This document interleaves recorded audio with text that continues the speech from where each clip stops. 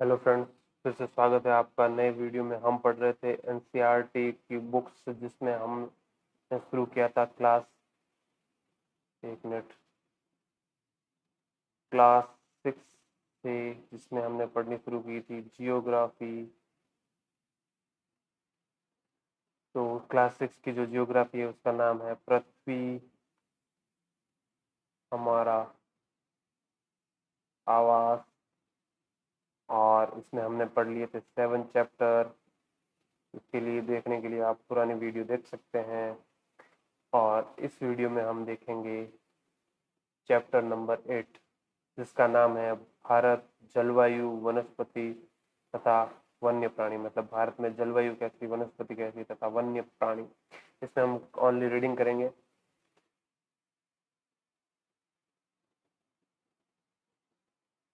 आप मौसम के बारे में प्रतिदिन समाचार पत्रों में पढ़ते हैं तथा टेलीविजन पर देखते हैं, अथवा दूसरों को इस संबंध में बातें करते हुए सुनते हैं।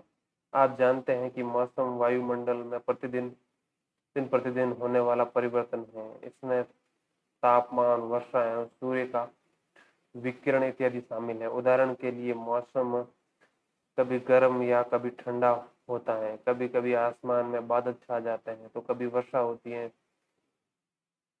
आपने ध्यान दिया होगा कि जब बहुत दिनों तक मौसम गर्म रहता है तब आपको ऊनी वस्त्रों की आवश्यकता नहीं पड़ती है।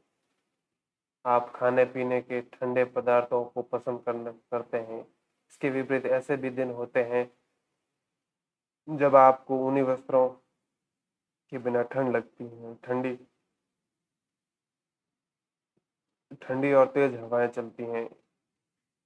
इन दिनों में आप गर्म चीजों को खाना पसंद करते हैं। सामान्यतः भारत में प्रमुख मौसम होते हैं दिसंबर से फरवरी तक ठंडा मौसम यानी कि सर्दी की ऋतु, मार्च से मई तक गर्म मौसम यानी गर्म की मौसम, और जून से सितंबर तक दक्षिणी पश्चिमी मानसून का मौसम यानी वर्षा, और अक्टूबर नवंबर मानसून यानी लौटते मानसून की बारिश का मौसम यानी शरद ऋतु। फिर ऋतु के हिसाब से देखें तो शीत ऋतु है। तो ठंडे मौसम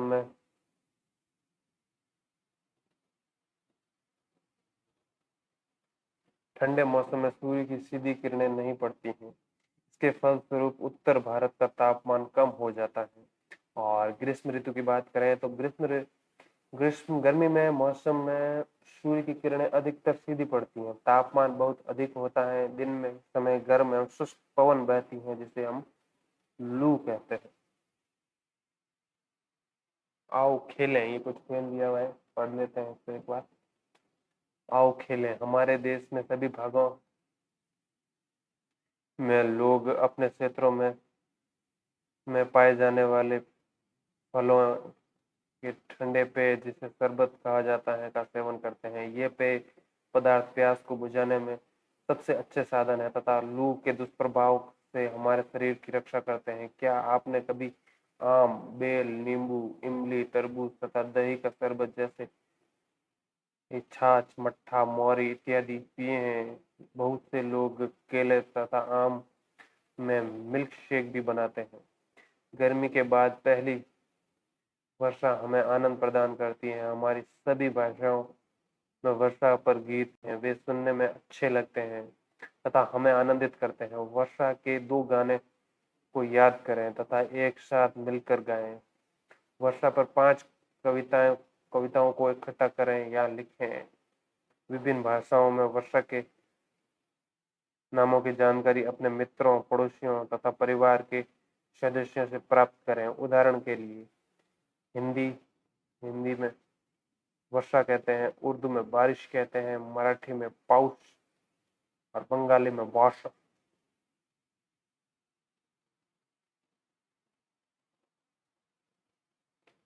अब वो मानसून की बात चल रही तो दो दो मौसम हो गए, शीत ऋतु और ग्रीष्म ऋतु। तो ये हो गई थी दक्षिणी पश्चिमी मानसून या वर्षा का मौसम। ये मानसून के आने तथा आगे बढ़ने का मौसम है। इस समय पवन बंगाल की खाड़ी तथा अरब सागर में स्थित स्थल की ओर बहती है और वे अपने स्थान पर नमी लाती है अपने साथ नमी लाती हैं। जब वे पवन पहाड़ों से टकराती हैं तब वर्षा होती है। मानसून के लौटने का मौसम या शरद ऋतु, ये चौथी ऋतु हो गई। इस समय पर्वत स्थल भागों से लौटकर बंगाल की खाड़ी की ओर बहती हैं। ये मानसून के लौटने का मौसम होता है। भारत में दक्षिण भागों में विशेषकर तमिलनाडु तक आंध्र प्रदेश में इस मौसम में वर्षा होती है। इस कारण इस किसी स्थान पर अनेक वर्षों में मापी गई मौसम की औसत दशा को जलवायु कहते हैं। भारत की जलवायु को मोटे तौर पर मानसूनी जलवायु कहा जाता है। मानसून शब्द अरबी भाषा के मौसम शब्द से लिया गया है, जिसका अर्थ होता है मौसम। भारत की स्थिति उष्णकटिबंध में होने के कारण अधिकतर वर्षा मानसूनी पवनों से होती है। भारत में कृषि वर्षा पर निर्भर है। अच्छे मानसून का मतलब है पर्याप्त वर्षा तथा पर्याप्त मात्रा में फसलों का उत्पादन।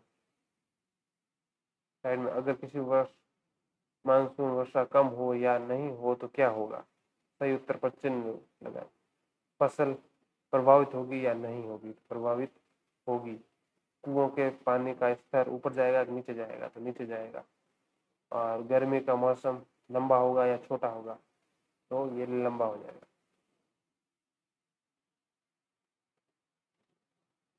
और कुछ करके सीखें। भारत के मानचित्र पर इस पैराग्राफ में दिए गए स्थानों को चिन्हित कीजिए। किस पैराग्राफ में भाई? जिस भी पैराग्राफ में दिए गए। किसी स्थान की जलवायु उसकी ऊंचाई उसकी स्थिति ऊंचाई समुद्र से दूरी तथा उच्चाव पर निर्भर करती है। इसलिए हमें भारत की जलवायु के क्षेत्रीय विभिन्नता का अनुभव होता है। राजस्थान में मरुस्थल में स्थित जैसलमेर तथा बीकानेर बहुत गर्म स्थान है, जबकि जम्मू तथा कश्मीर के द्रास एवं कारगिल में बर्फीली ठंड पड़ती है। तटीय क्षेत्र जैसे मुंबई तथा कोलकाता के जलवायु मध्यम है। वे न ही अधिक गर्म है तो न ही अधिक ठंडे। समुद्र तट पर होने के कारण ये स्थान बहुत अधिक आर्द्र है। विश्व में सबसे अधिक वर्षा मेघालय में स्थित मौसिनराम में होती है, जबकि किसी वर्ष राजस्थान के जैसलमेर में भी में वर्षा होती ही नहीं है। प्राकृतिक वनस्पति, इसमें जो जो स्थान दिए हुए वो वहां पे मैप में बने। प्राकृतिक वनस्पति में दिया हुआ है क्या?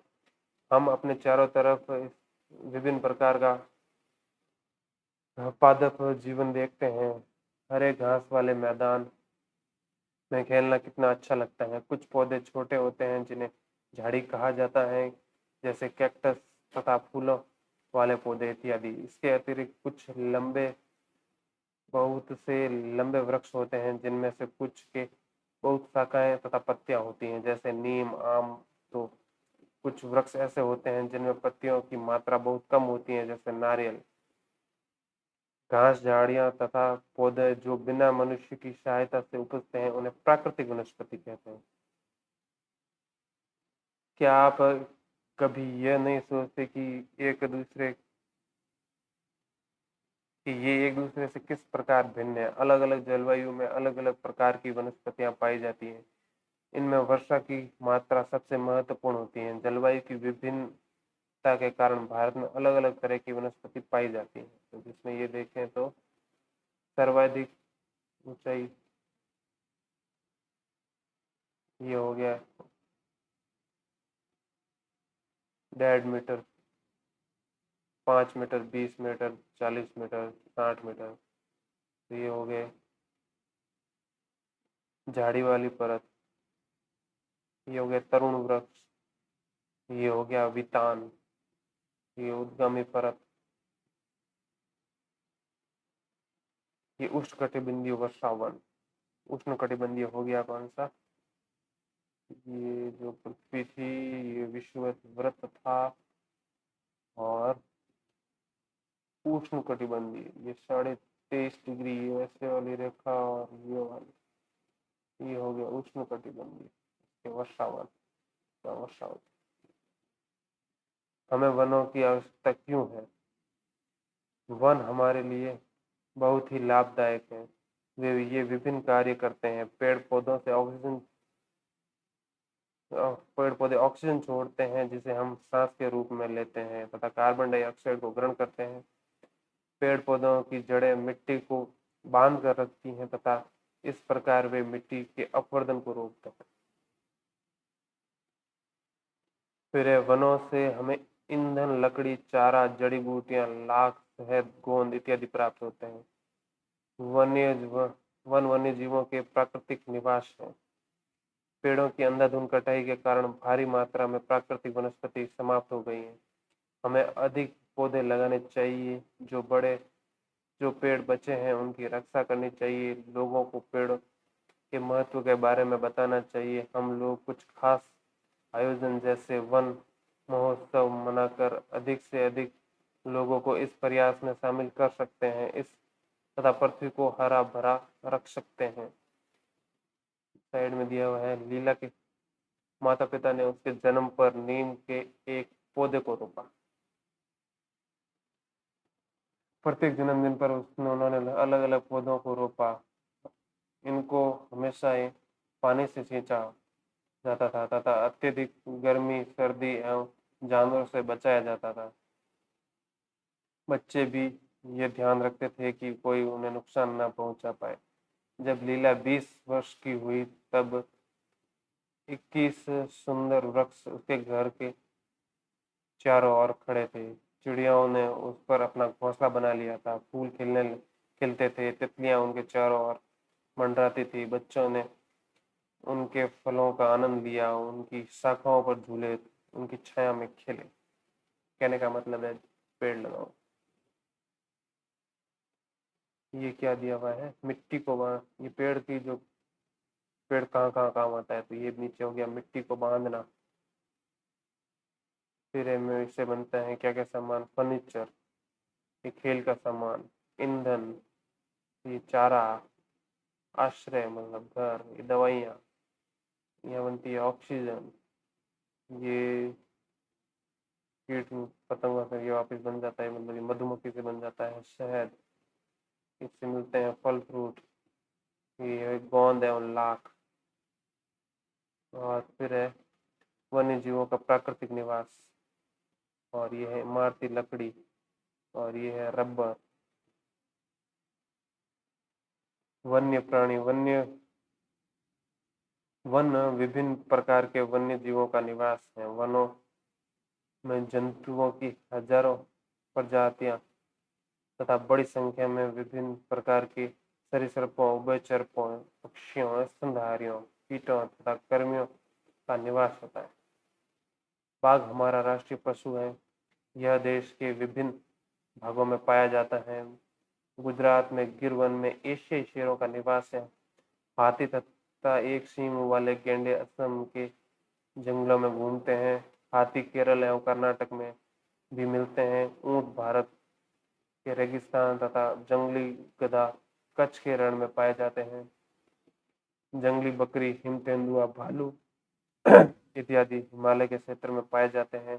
इसके अतिरिक्त बहुत से दूसरे जानवर जैसे बंदर, सियार, भेड़िया, नीलगाय, चीतल इत्यादि भी हमारे देश में पाए जाते हैं। भारत में पक्षियों की ऐसी ही प्रचुरता है। मोर हमारा राष्ट्रीय पक्षी है। भारत में पक्षी तोता, मैना, कबूतर, बुलबुल, बतख आदि इत्यादि हैं। अन्य बहुत सारे राष्ट्रीय पक्षी उद्यान हैं जो पक्षियों को उनकी प्राकृतिक निवास प्रदान करते हैं। उद्यान शिक्षा से पक्षियों की रक्षा करते हैं। क्या आप अपने क्षेत्र में पाए जाने वाले 5 पक्षियों के नाम बता सकते हैं? भारत में सांपों की सैकड़ों प्रजातियां पाई जाती हैं। इसमें कोबरा एवं करेत प्रमुख हैं। वनों के कटने तथा जानवरों के शिकार के कारण भारत में पाए जाने वाले वन्य जीवों की प्रजाति तेजी से घट रही है। बहुत सी प्रजातियों को तो समाप्त भी हो चुकी हैं। उनको बचाने के लिए बहुत से नेशनल पार्क, पशु विहार तथा जीव मंडल आरक्षित क्षेत्र स्थापित किए गए हैं। सरकार ने हाथियों तथा बाघों के बचाने के लिए बाघ परियोजनाएं एवं हस्ती परियोजना जैसी परियोजनाएं शुरू की हैं। क्या आप भारत में कुछ पशु विहारों के नाम तथा मानचित्र में उनकी स्थिति बता सकते हैं? वन्य जीव।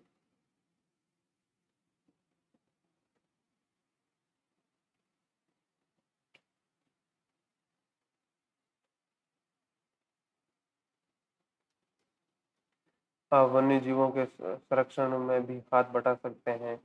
आप जानवरों के शरीर के विभिन्न अंगों जैसे हड्डी, सींग तथा पंख से बने पदार्थों को खरीदने से इनकार कर सकते हैं। प्रत्येक वर्ष हम लोग अक्टूबर के पहले सप्ताह को वन्य जीव सप्ताह के रूप में मनाते हैं, ताकि वन्य जीवों के निवास को सुरक्षित रखने के लिए जागरूकता लाई जा सके। Large scale poaching allied in Simli-Pal village in Tiger Reserve must be relocated. Tiger classes have we done although to check poaching. शिकारी बाघों को क्यों मारते हैं? आप हमारे वनों से अगर बाघ खत्म हो जाए तो क्या होगा? क्या आपने कभी बाघ आरक्षित क्षेत्र या ऐसे चिड़ियाघर देखे हैं जहाँ बाघों को रखा जाता है? वे प्रवासी पक्षी, कुछ पक्षी पिंटेल बतख, कर्ल्यू, फ्लेमिंगो, आस्प्रे, लिटिल स्टिंक्ट प्रत्येक वर्ष सर्दी के मौसम में हमारे देश आते हैं और सबसे छोटी लिटिल स्ट्रीट इसका वजन लगभग 15 ग्राम होता है। अंटार्कटिक प्रदेश से 8000 किलोमीटर की दूरी तय करके भारत आती है। तो इसी के साथ ही चैप्टर हुआ खत्म। इसके साथ ये बुक जो थी क्लास 6 जियोग्राफी, पृथ्वी हमारा आवास,